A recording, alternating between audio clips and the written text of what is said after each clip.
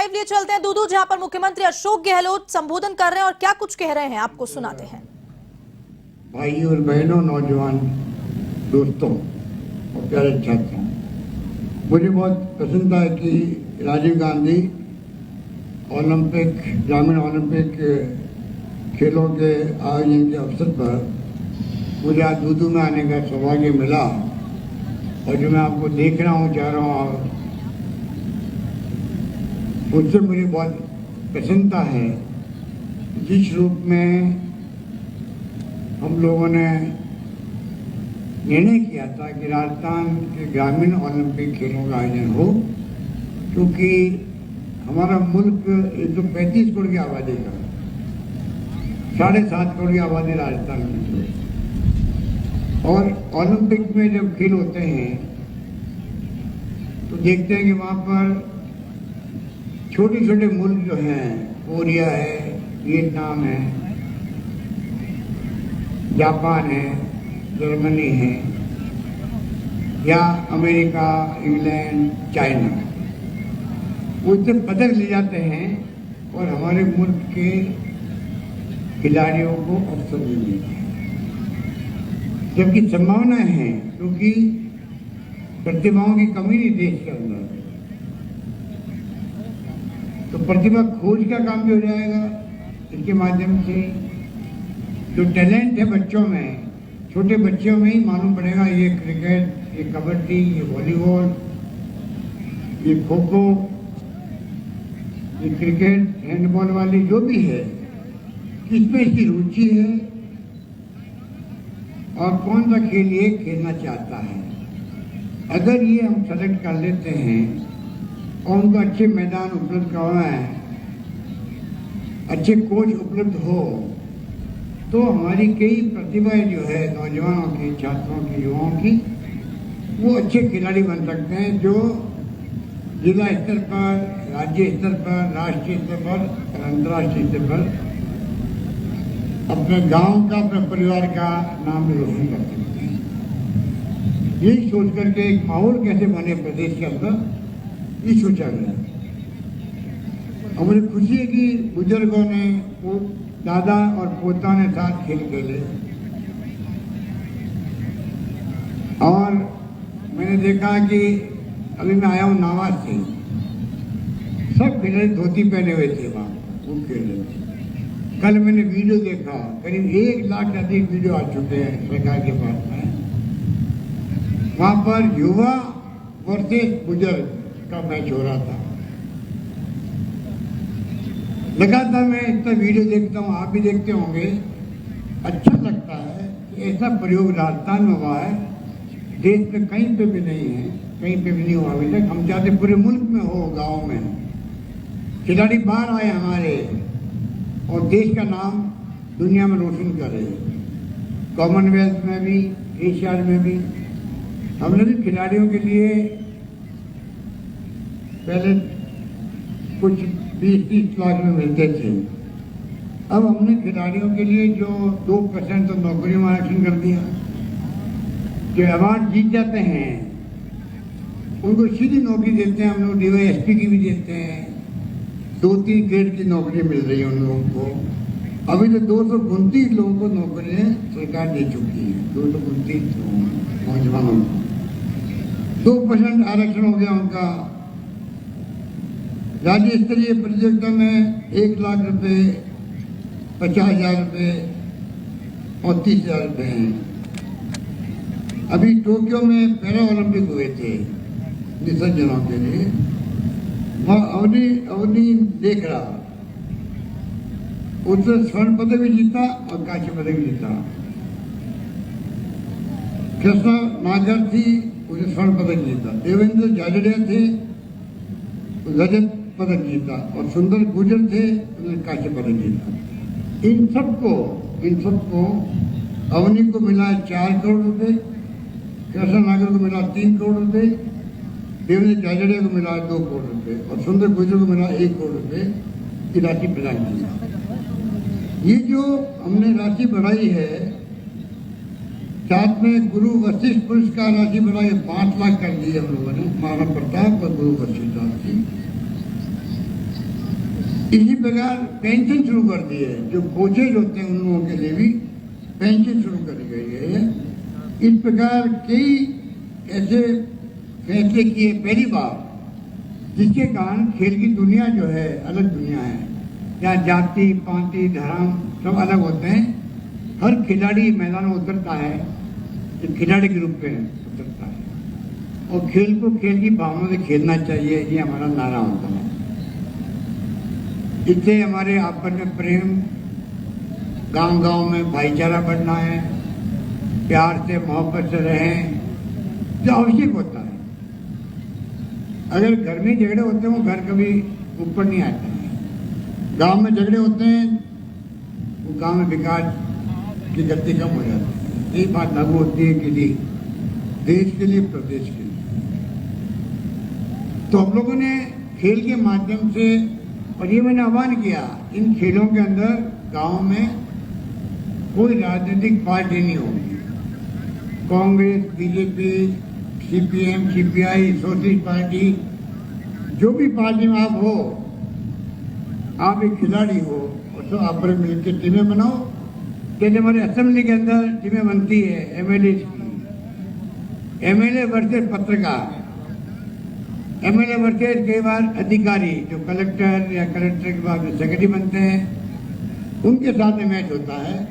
तो जो एमएलए की टीम बनती है, उस टीम में कांग्रेस के भी एमएलए होते हैं, बीजेपी के भी होते हैं, सीपीएम के भी होते हैं, और पार्टियों के होते हैं। वो तो वहाँ होते हैं एमएलए की टीमों में, एमपी की टीमों में होते हैं, मेंबर पार्लियामेंट की टीमों होते हैं।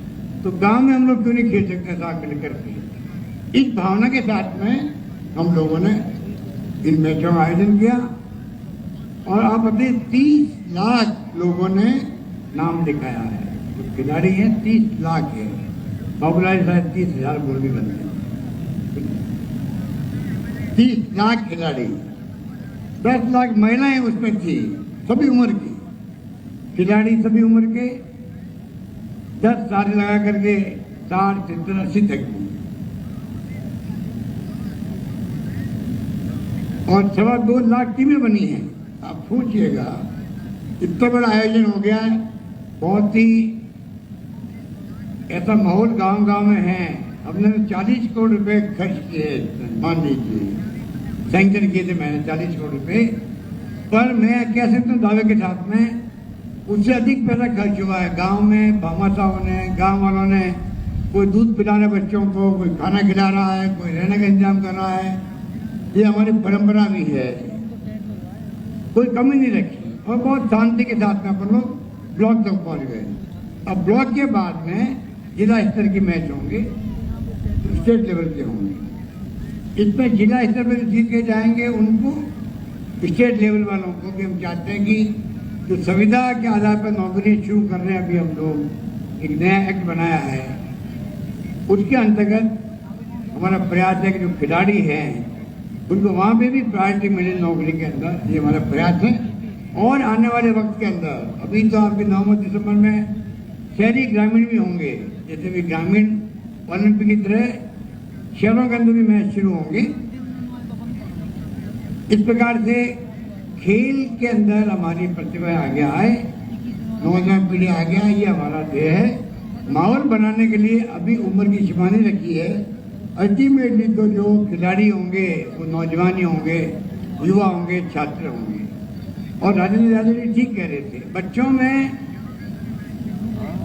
अन्य जो आजकल कॉलेज विश्वविद्यालय के बाहर देखते हैं, नशा पता की बहुत ज़्यादा समस्या पूरे देश के अंदर लग रही है। विश्वविद्यालयों के बाहर, कॉलेज के बाहर अगर खेल के मैदान में जाएंगे तो उसमें कई सीखने को मिलता है। खेलते खेलते खिलाड़ी को जो खेलने लगता है वो उनकी इच्छा शक्ति मजबूत होती है, कामयाब होने के लिए दृढ़ निश्चय करने की ताकत पैदा होती है। खेलते खेलते दूरदृष्टि रखनी पड़ती है कि कैसे कामयाब, कैसे गोल करूं, और खेलते खेलते तत्काल देने में कैसे कभी में जीत सकूं, ये तमाम बातें खेल के मैदान में रखनी चाहिए। ये सोच करके हम लोगों ने इनका आयोजन किया, जो बहुत ही शानदार रहा। अब बात रही है बाबूलाल नागर की। अब इसने तो ये आपका इतना लाडला और प्यारा आपको एमएलए मिला है, तो जितना मैं कहूँ उतना कम है। ये बहुत ही होशियार है, आपका दिल जीत लिया इसने। एक एमएलए दिल जीत ले पब्लिक का, ये और अपना आप में बड़ी उपलब्धि है। और वही कर सकता है जो आम जनता को एहसास करवा दे कि मैं हूं ना आपके लिए, आपके सुख में दुख में मैं हूं आपके लिए। अगर ये एहसास भी कोई करवा दे जनप्रतिनिधि, वो कभी जिंदगी में नाकामयाब नहीं हो सकता। इनको मैं जानता हूं, 30-35 साल में देख रहा हूं इनको।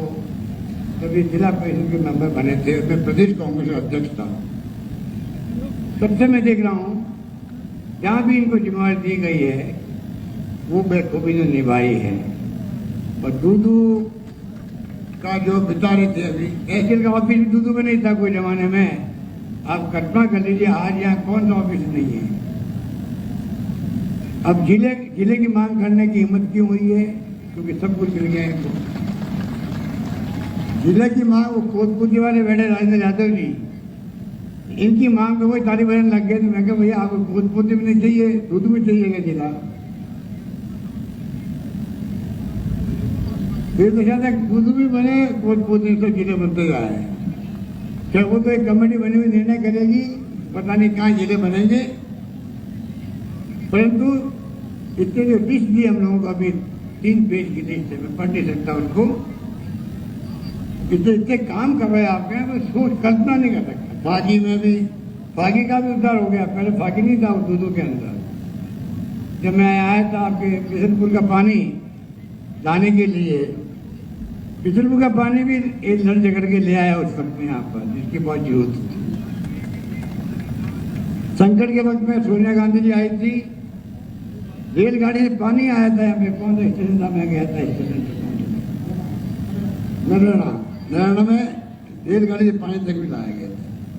तो कहने का मतलब अभी जो आपके हमने शिक्षा के क्षेत्र में कॉलेज बर्बाद कर दी। 70 साल में कॉलेज खोल दिए 250, हमने अभी 3 साल में खोल दिए 211 कॉलेज। उसमें 90 कॉलेज के लगभग लड़कियों की है। और ये भी मैंने कह दिया जब 500 लड़कियां होगी कहीं स्कूल के अंदर राजस्थान में, वहाँ कॉलेज बना दिया जाएगा लड़कियों का। इतना बड़ा निर्णय मैंने कर लिया। जब हमारी इतनी माता बहनें बैठी है, बेटियां बैठी है, इतनी खुशी मुझे हो रही है, कितनी बड़ी तादाद में आई है। ये जो हमने फैसला किया है, इससे आपको आश्चर्य होगा, लड़कों से ज्यादा संख्या लड़कियों की हो गई राजस्थान के अंदर, पढ़ने वाली लड़कियों। कितनी बड़ी बात है, जानती है। जब मैं 20 साल पहले मुख्यमंत्री था, बहुत कम लड़कियां पढ़ती थी राजस्थान में। दलित वर्ग की लड़की तो और ज्यादा कम संख्या में थी। आज लड़कों में ज्यादा संख्या होना बहुत बड़ी बात है। और हम भी जहाँ कॉलेज, बाकी में कॉलेज खोल दिए, आपके दूधू में खुल गई कॉलेज। पहले आपने बताई दिया कितना तीसरी कॉलेज का। तो जो मांग इन्होंने मुझसे करी, एडीएम ऑफिस मोहताबाद में, एडीएम ऑफिस निवेड़ा, बिजून, साकून में तुप तहसील, RAA जयपुर का कैंप लगता है यहाँ पर, न्यायालय उपखंड बाजू में रखा उसका। बोराद, साकून, मंडोर में PHC शुरू, दूधू को फागी दोनों जगह CHC, उप जिला अस्पताल बना दिया। बताइए, दूधू फागी दोनों जगह CHC उप जिला अस्पताल बन गया। और 40-40 करोड़ रुपए सैंक्शन भी हो गए। 40-40 करोड़ रुपए सैंक्शन हो गए, बिल्डिंग बन जाएगी। 4 पंचायतों के हर घर में पेयजल के नल, 330 करोड़ की योजना, घर घर नल योजना। ये योजना बहुत महत्वाकांक्षी है जल जीवन मिशन की। ये योजना महत्वाकांक्षी भी है। पानी का सोर्स कहाँ मिलेगा, वहाँ योजना कामयाब होगी। हमें चिंता भी इसकी है, काम धीमे आगे बढ़ रहा है इसका, क्योंकि राजस्थान में पानी की कमी है, अंडरग्राउंड पानी की कमी भी है। आपके यहाँ तो पिछले को पानी आ गया, कोई दिक्कत नहीं है, घर घर में जल पहुँच जाएगा। राजस्थान के ही जिले ऐसे हैं, गांव हैं, ढाणियाँ हैं, वहाँ अगर नल पहुँच भी जाएगा तो पानी कैसे पहुँचेगा, पानी का सोर्स नहीं होगा, वो चिंता भी है। केंद्र सरकार और राजस्थान सरकार मिलकर इस योजना को कामयाब करना चाहती है, परंतु केंद्र सरकार को चाहिए कि राजस्थान में अलग प्रॉब्लम है। यूपी में आप जाओगे, एक गांव खत्म हुआ नहीं दूसरा गांव शुरू हो गया। हमारे यहाँ एक गांव खत्म हुआ नहीं दूसरे गांव में 5, 10, 15, 20 किलोमीटर हो जाता है पश्चिमी राजस्थान में। लोग झाड़ियों में जाके बस गए हैं, कैसे पानी पड़ेगा घर जब तक वहाँ पर। यहाँ खर्चा ज़्यादा लाता है क्योंकि कॉस्ट ऑफ डिलीवरी ज़्यादा है गाँव में पानी पहुँचाने की। तो हमारे राजस्थान की स्थिति भौगोलिक रूप से अलग तरह की है। मैं प्रधानमंत्री महोदय को कहना चाहूँगा कि कृपया करके आप राजस्थान को अलग श्रेणी में रखें। जैसे मैंने ईस्टर्न कैनाल की मांग करी है ERCP की, तो प्रधानमंत्री ने खुद ने वादा किया था अजमेर में और जयपुर में कि हम आपको पूरा एक्सप्लेन किया स्कीम का, स्कीम है क्या ERCP, तो चुनाव चल रहे थे उस वक्त में। अब उनको याद दिला रहे भाई आप क्यों नहीं उसको राष्ट्रीय परियोजना घोषित करते हो, जिससे कि वो टाइम पे वहाँ पर आ सके, योजना टाइम पे पूरी हो सके 5-7 साल में। 13 जिले उसके अंदर, जयपुर जिले में उसके अंदर आता है। चंबल का पानी आ जाएगा सब जगह। अब उसमें आनाकानी हो रही है, हमने काम शुरू कर रखा है, आपको कह रहे हैं दिल्ली की सरकार बंद कर दो उसको। आप कैसे बंद कर दें हम लोग? मैंने 9,000 करोड़ रुपये रखा उसके लिए, 2 लाख हेक्टेयर सिंचाई है उसके अंदर। 13 जिले में पीने के पानी का संकट समाप्त हो जाएगा। हमने कहा हम बंद नहीं करेंगे, हम काम चालू रखेंगे। आप पैसा दो, राष्ट्रीय परियोजना घोषित करो, हम दबाव बनाए रखेंगे आप पे, हमारा हक है। ये संघीय प्रणाली होती है देश के अंदर, जहाँ केंद्र सरकार होती है और राज्यों की सरकारें होती है, अलग अलग पार्टी की होती है। रिश्ता संघीय सरकार का होता है, वो निभाना चाहिए उन लोगों को। जल्दी योजना पूरी हो जाएगी, बट हम अपने साधन से करेंगे तो 10-15 साल लग जाएंगे। ये लड़ाई हमारी अलग चल रही है, आपको मालूम ही है। तो आपको मैं निवेदन करना चाहूंगा, ERCP में बता रहे सेकंड फेज में छापरवाड़ा कालकवान ये शामिल मालूम उसको, मुझे योजना मालूम है। और छापेवाड़ा बाद में कहीं गया था एक जमाने के अंदर, देखा हुआ मैंने वो। तो मैं आपको निवेदन करना चाहूँगा कि चाहे पानी की योजनाएं हो, चाहे बिजली के अंदर किसानों के लिए हमने अलग बजट पेश किया। 1,000 रुपये दे रहे सम्मान पेंशन, उनको पेंशन नहीं सम्मान राशि दे रहे हैं। 8 लाख किसानों का बिजली का बिल शून्य आ रहा है, कुओं का बिल राजस्थान के अंदर 7.5 लाख लोगों का। और 50 यूनिट हमने फ्री कर दी है बिजली, और 300 यूनिट तक रेट कम कर दी है।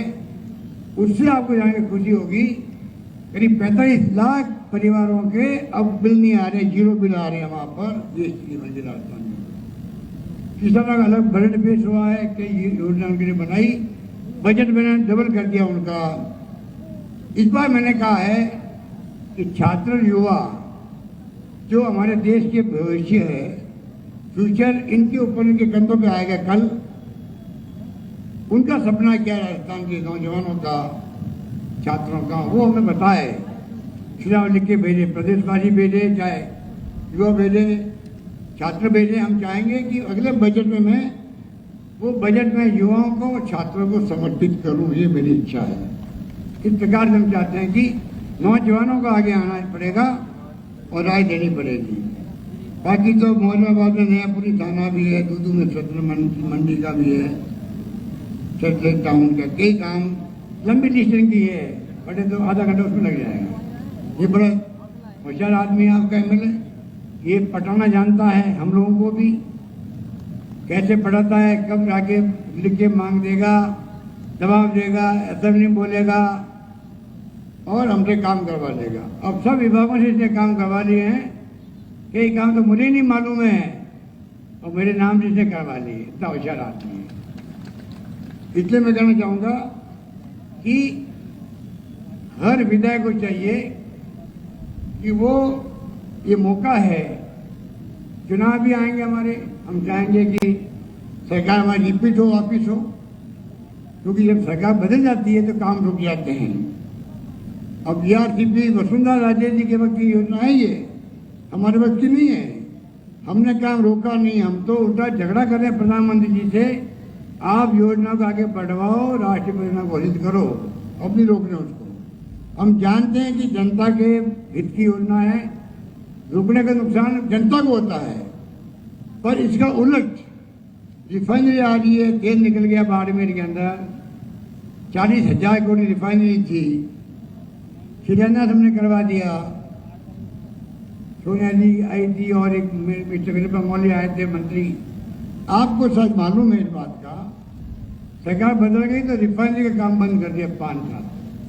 झगड़ा किया हमने, इतना आरोप लगाए, डर के मारे 5 साल के बाद में वापस शुरू करना पड़ा। अब उसकी जो कीमत है, पहले लगभग 40,000 करोड़ थी, अब खर्चा होगा सरकार का 70,000 करोड़ खर्च होगा।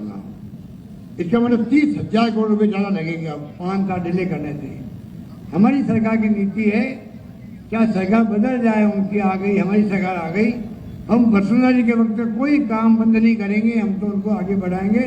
तो पानी की बात है, बिजली की, शिक्षा, स्वास्थ्य, सड़कें, कोई काम हो बंद क्यों होने चाहिए?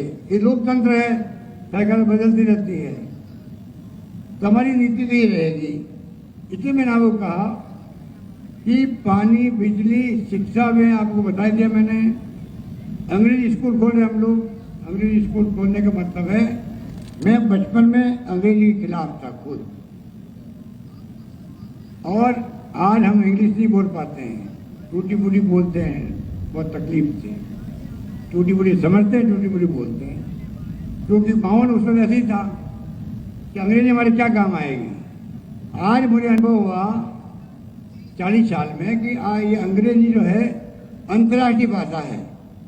हिंदी के साथ में आप अंग्रेजी पे ध्यान दो, हमारे बच्चे पढ़ लिख जाएंगे अंग्रेजी में, तो बहुत ही इंग्लिश बोलेंगे, धारा प्रवाह इंग्लिश बोलेंगे, जो हम नहीं बोल सकते। अभी मैंने देखा जयपुर में बच्चे मिले, मुझे 2 बच्चे मिली थी, इंग्लिश में बात कर रही थी कि हम इंग्लिश में पढ़ने लग गए हैं। वो तो बताया मुझे, पहले प्राइवेट थी, 1 लाख फीस लगती थी, अब हम सरकार में आ गए हैं। जो आप लोग खोली स्कूल, 1600 रुपये लगते खाली वहाँ पर, 1,600 रुपये, कहाँ 1 लाख और कहाँ 1600 रुपये। हमने इंग्लिश स्कूलें खोली शुरू गाँव में, आपके बाबू नगर के 15-16 स्कूल खुलवा दिए यहाँ पर, और इतना भयंकर माहौल है, बच्चे इतनी संख्या में आ रहे हैं कि लॉटरी खोलनी पड़ रही है एडमिशन के लिए कई जगह से स्थिति बन गई। मैं आपको कहना चाहूँगा, बच्चों को इंग्लिश पढ़ाओ। आगे मोबाइल का फोन का जमाना है, इंटरनेट है, कंप्यूटर है, दुनिया से जुड़ जाते बच्चे। दुनिया भर में जो ज्ञान है वो उसके अंदर आप निकाल सकते हो, देख सकते हो। और नॉलेज इज पावर, जिसके पास ज्ञान है वो ताकतवर माना जाता है दुनिया के अंदर आजकल। नॉलेज इज बेस्ट, जिसके पास नॉलेज है वो एक प्रकार से धन है उसके पास में। धन से बड़ी चीज होती है ज्ञान। कहने का मतलब ये है कि हमें इसकी तरफ आगे बढ़ना चाहिए। मुझे खुशी हो रही है जहाँ मैं बैठा हुआ हूँ, ये स्कूल जो है अंग्रेजी स्कूल खोल दी बाबू नागर ने, बहुत पहले ही खोल दी थी। बच्चे जो अभी बैंड वादन किया था, बहुत ही शानदार था उनका, मैं उनको बधाई देता हूँ, आशीर्वाद देता हूँ। इस स्कूल की डिसिप्लिन दिखती है, बच्चों के परफॉर्मेंस से मालूम पड़ जाती है कि स्कूल किस स्तर की है, किस ढंग की शिक्षा होती होगी, किस ढंग के टीचर होते होंगे, किस ढंग से इनको प्रेसिडेंट देने वाले टीचर होते होंगे, मालूम पड़ जाता है। इसलिए मैं इस स्कूल के तमाम प्रबंधकों को, इनके जो प्रिंसिपल, तमाम टीचर को बधाई देना चाहूँगा स्कूल के बारे में। तो कहना चाहूँगा चिरंजीवी योजना हम लेके आए हैं। अब चिरंजीवी योजना इतनी शानदार योजना है जिसमें 10 लाख का बीमा हिंदुस्तान में कहीं पे 10 लाख का। ये हेल्थ मंत्री बैठे हमारे, 10 लाख तक का बीमा फ्री, प्राइवेट हॉस्पिटल में भी और सरकारी अस्पताल के अंदर। सरकारी अस्पताल में आपका MRI free, CT scan free, dialysis free, सब कुछ फ्री है वहाँ पर। और आप कल्पना कीजिए, अभी जो बता रहे थे आपको मंत्री जी, प्रसादी हमारे थे। अगर मान लो आपके 10 लाख में 4 लाख खर्च कर दिया आपने इलाज में, 6 लाख के बच्चे आपके कोटे के अंदर, और बीमारी ऐसी आ गई है किडनी की या बोन मैरो ट्रांसप्लांट की, हार्ट ट्रांसप्लांट की या लिवर ट्रांसप्लांट की, 15-20 लाख खर्च होते हैं।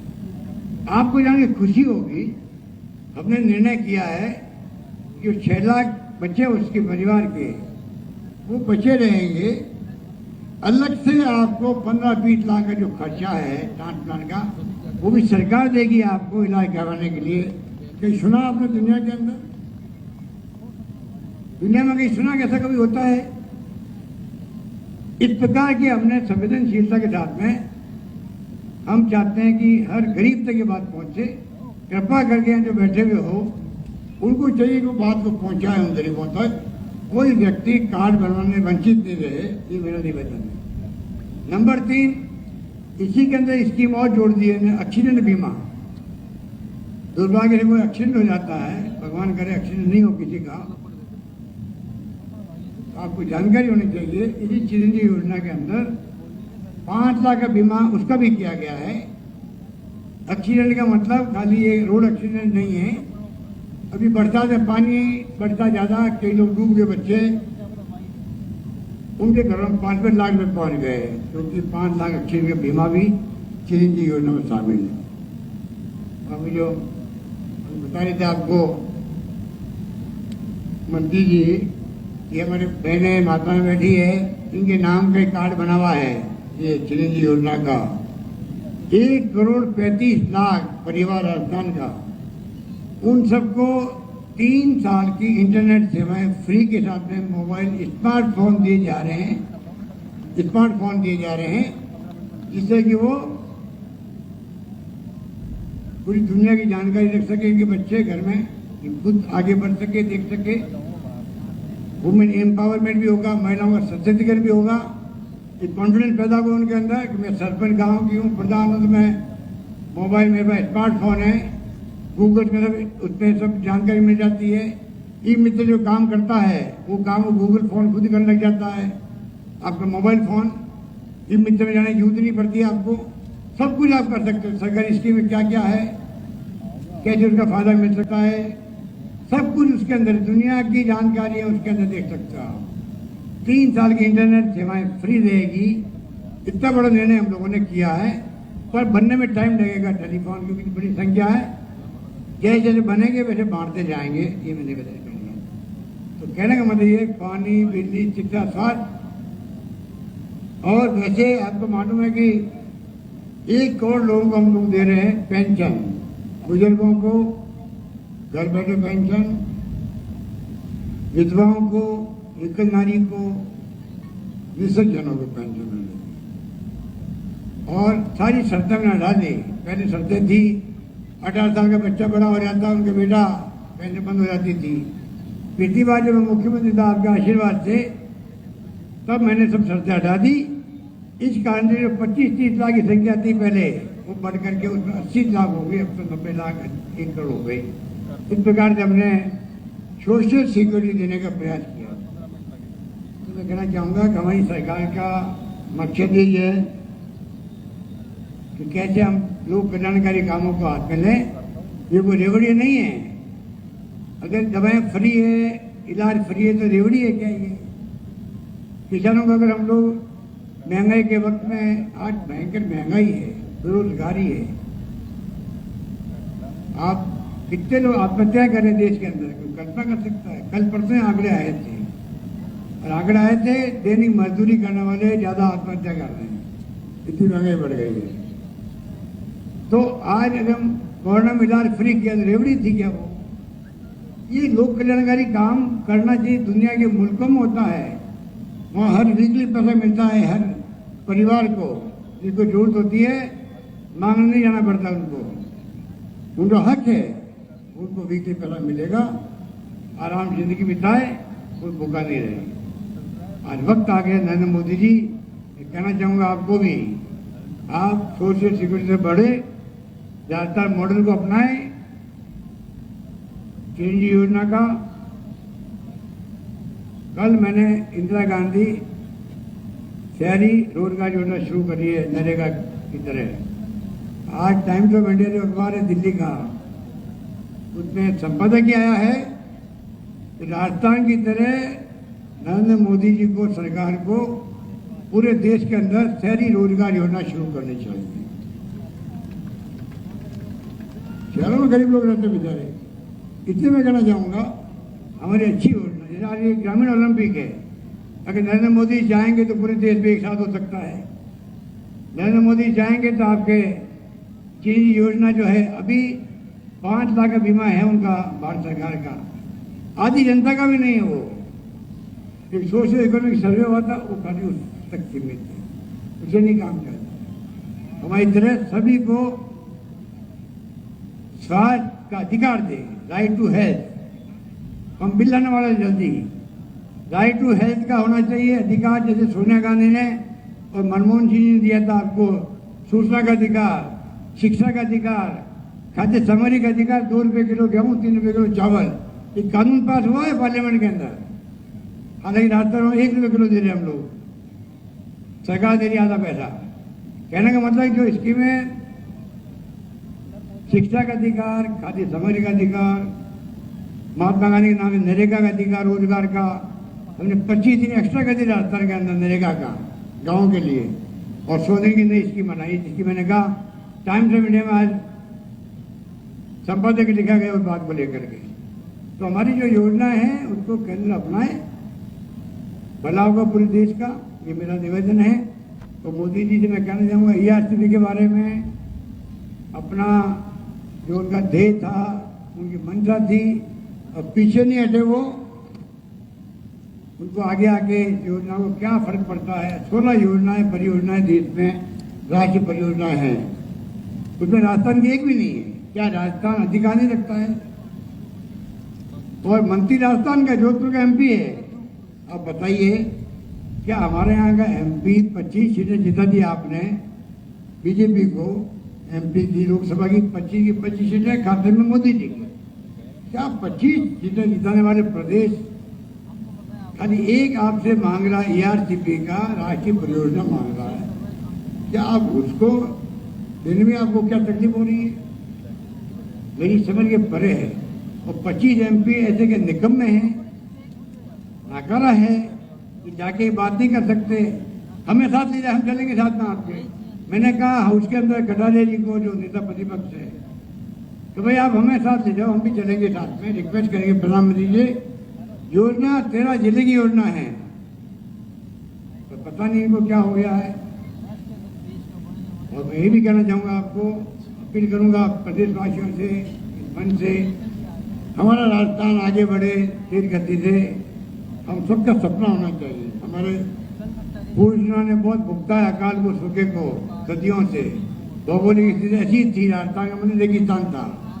अब मानसून बदला है, स्कीम नहीं आई है, पानी, बिजली, शिक्षा, स्वास्थ्य, सड़कें अच्छी बनने लगी है।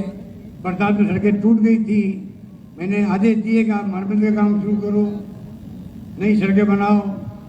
सब तरह से राजस्थान काफी प्रगति कर रहा है, और जल्द जल्द मैं आपके दावे के साथ कह सकता हूँ। आप सबका सपना होना चाहिए हम आपस में प्रेम से, भाईचारे से, स्नेह से रहें, जिससे कि राजस्थान आगे तरक्की कर सके। मैंने प्रधानमंत्री महोदय मोदी जी को भी कहा है, आप कृपा करके अपील कर दीजिए देशवासियों को। मैं चाहता हूँ देशवासी आपस में प्रेम, भाईचारा, सद्भावना से रहें, तनाव नहीं रखें, अशांति नहीं हो। और आखिर में कह दे, मैं किसी कीमत पर हिंसा को बर्दाश्त नहीं करूंगा। क्या तकलीफ हो रही है उनको कहने में? हिंसा तो हिंसा ही है, उसका कोई अंत नहीं होता। महात्मा गांधी ने कहा था, हिंसा का जवाब हिंसा कभी नहीं हो सकता है। तो मैं कहना चाहूंगा मोदी जी को, देश में आज बहुत तनाव है, हिंसा है, छोटी छोटी बातों को लेकर झगड़े हो जाते हैं आपस के अंदर। कोई जाति धर्म के नाम पे देश नहीं चला करते। अनेकता में एकता वाला मुल्क हमारा है। 75 साल में हम एक अखंड रहे हैं। इंदिरा गांधी जान चली गई, प्रधानमंत्री पद पे रहते हुए छीना छन नहीं कर दिया उनका। आतंकवादियों को, उनका खुद के सिक्योरिटी वाले ने उनकी हत्या कर दी थी, मालूम है आप सबको। राजीव गांधी को बम पे उड़ा दिया गया था। इसलिए मैं निवेदन करना चाहूँगा, हमारी कोई दुश्मनी नहीं है उन लोग किसी से, RSS हो चाहे BJP हो, लड़ाई विचारधारा की है। हम तो संविधान की जो मूल भावना है, डॉक्टर अम्बेडकर का बनाया संविधान है, उस मूल भावना को आधार बना के राजनीति करते हैं। देश चलाना चाहिए और प्रदेश चलाते हैं राजस्थान के अंदर। वही मूल भावना सबके लिए समानता का अधिकार देती है, ऊंच नीच का भेदभाव नहीं करती है, सभी को समान अधिकार है, कानून का राज रहेगा तो हम सुरक्षित रहेंगे। ये मैं समझता हूँ भारत सरकार के मंत्रियों को, इस सरकार को समझना चाहिए। आप सब पधारे हो, मुझे बहुत खुशी है। दूदू का आपका ये जो आपका प्रथम सेवक है, सेवक संबंधी कार्यकर्ता है, अच्छा काम कर रहा। मैं बहुत इस बात को लेकर बहुत मुझे खुशी है और मैं उम्मीद करता हूँ कि आगे भी आपकी सेवा करने में कोई असर नहीं छोड़ेंगे। यही बात करते हमारी बात समाप्त करता हूँ। धन्यवाद। जय हिंद। धन्यवाद। देश भर में धन्यवाद मुख्यमंत्री जी, आपने ERCP की बात करी है, 13 जिलों की बात करी है। मैं तो आपको सबको दूदू वालों को सूचित किया करता हूं, इन 13 जिलों में ERC में सेकंड फेज में छापावाड़ा बांध और कालक बांध भी शामिल है। हमारे क्षेत्र का छापावाड़ा और कालक बांध भी शामिल है। चंबल का पानी पहले फेज में बिशनपुर है, हमारे पीने की पानी की और सिंचाई